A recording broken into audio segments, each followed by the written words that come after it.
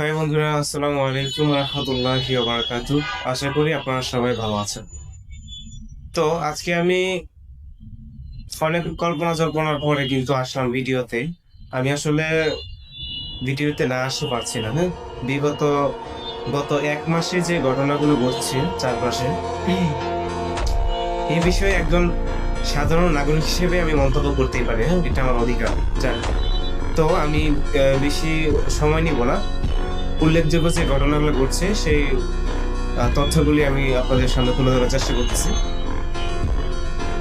তো বাংলাদেশ স্বাধীন সার্বভৌম একটি দেশ। এখানে প্রত্যেকটি দল, প্রত্যেকটি রাজনৈতিক দল নির্বাচনী প্রচারণা করার অধিকার রাখে, স্বাধীনভাবে নির্বাচনী প্রচারণা করার অধিকার রাখে।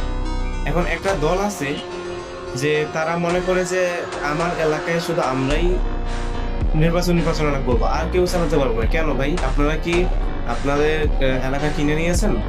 আপনারা কয়টা কয়টা পরিবারকে চালান? আর কয়টা পরিবারকে চালানোর ক্ষমতা রাখেন আপনারা?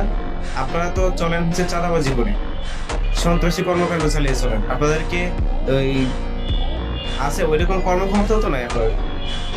তো কেন আপনারা প্রতিপক্ষকে বাধা দিবেন? কেন সংঘর্ষ তৈরি করবেন? কেন সংঘাত সৃষ্টি করবেন? এটা কি আপনাদের দলের নৈতিকতা? আপনাদের আচরণের কারণে আপনাদের ইমেজ কতটুকু নিচে নেমে যাচ্ছে, এটা কি আপনারা বুঝতে পারছেন?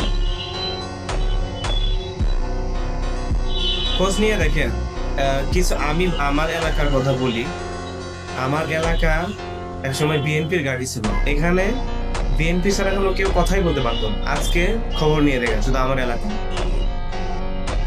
খবর নিয়ে দেখেন, তারা কিন্তু এখন আর কেউ বিএনপি করে না। তারা দলে দলে জামাতে যুক্ত হচ্ছে। কেন হচ্ছে? আপনাদের এই আগ্রাসী কর্মকাণ্ডের কারণ। আপনারা যে কতটা উগ্র হয়ে উঠেছেন, আপনাদের আচরণটা এখন সবাই দেখতে পাচ্ছে।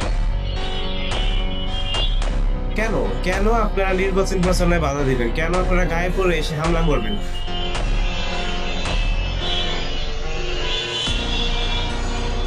আমি বিগত দিনগুলোতে কিছু ঘটনা তুলে ধরার চেষ্টা করতেছি। বিএনপি নেতাকর্মী কর্তৃক বিএনপির সন্ত্রাসী বাহিনীর দ্বারা যেই মানুষজন আপনার হামলার শিকার হয়েছে, আহত হয়েছে, এমনকি তারা কিন্তু খুনও করেছে, তারা হত্যাও করেছে।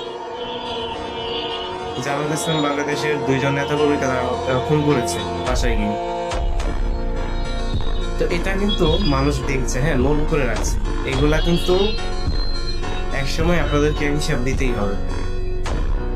একটা কথা আছে না, রিভেঞ্জ অফ নেচার। হয়তো প্রতিপক্ষ ক্ষমতায় দিতে পারবে না, কিন্তু আপনারা যে এই কার্যক্রমগুলো করছেন, এই হত্যাকাণ্ডগুলো শুরু করেছেন, এগুলা কিন্তু আপনারা ফিরে পাবেন। ঠিক আছে? আমি শর্টলি কিছু ঘটনা তুলে ধরছি। আপনারা গত ১ মাসে যা শুরু করেছেন, এগুলা কিন্তু সব মানুষ দেখছে। আপনারা কি করছেন? এই যে শেরপুরের ঘটনাটা, শেরপুরের একটা উপজেলার সেক্রেটারি কি করছেন?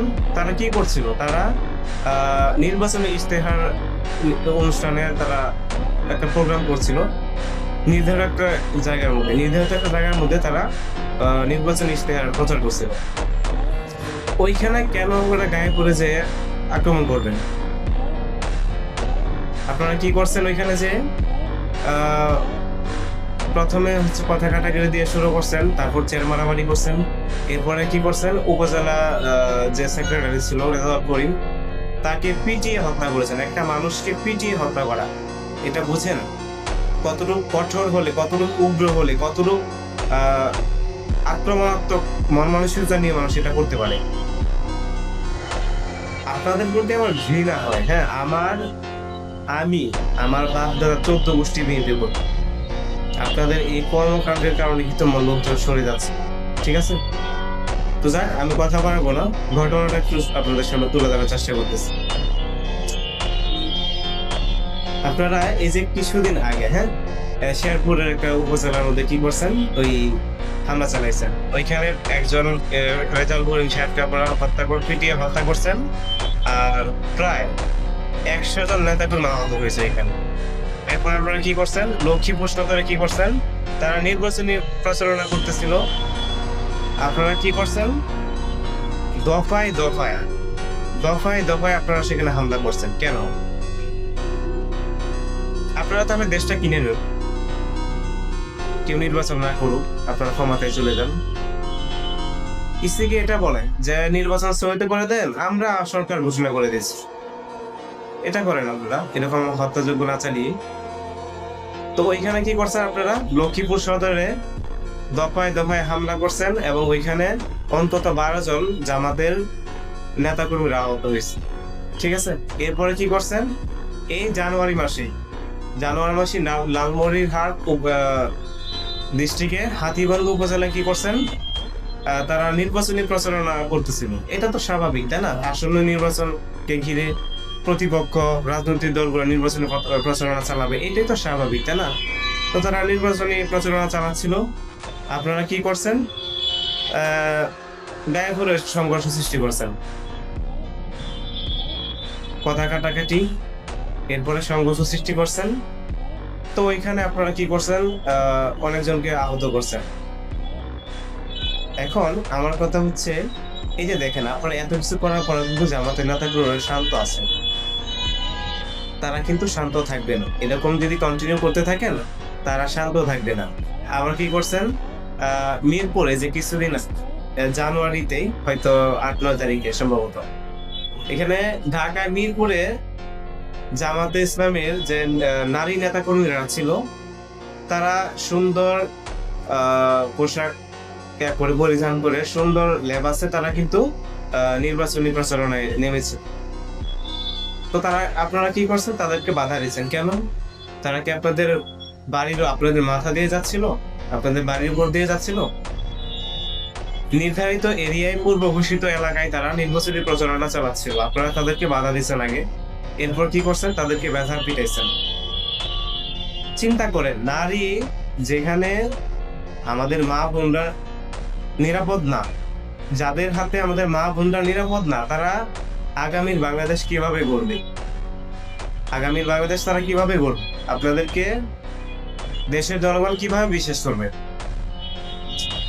যাক গেল। এরপর আপনারা কি করছেন, ডিসেম্বরে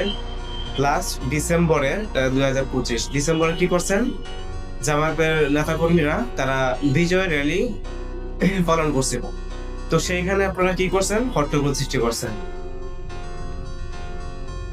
প্রোগ্রামের ভিতরে, মিছিলের ভিতরে যায় হট্টগোল সৃষ্টি করছেন, মারামারি সৃষ্টি করে দিয়েছেন, নাশকতা সৃষ্টি করছেন। এতে আপনারা অনেকেই আহত করছেন, প্রায় জামায়াত নেতা সহ। হ্যাঁ, জামায়াত নেতা সহ আপনারা কিন্তু বোলা সদরের কথা বলতেছেন। বোলা সদর মনে আছে, মানুষ এগুলো ভুলে নাই, প্রত্যেকটা বিষয়ে মানুষ কিন্তু নোট করে রাখতেছে।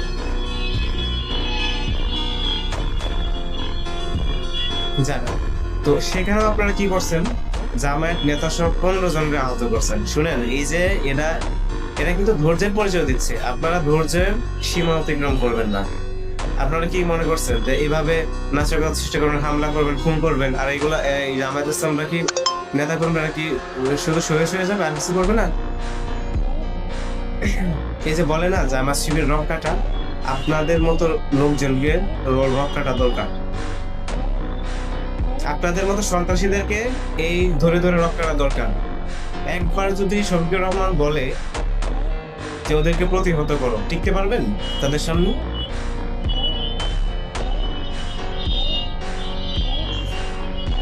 আপনাদের ইমেজটাই নষ্ট হয়ে গেছে। হ্যাঁ, ইমেজটাই নষ্ট হয়ে গেছে। আজকে জনগণ আপনাদের থেকে বিমুখ হয়ে গেছে।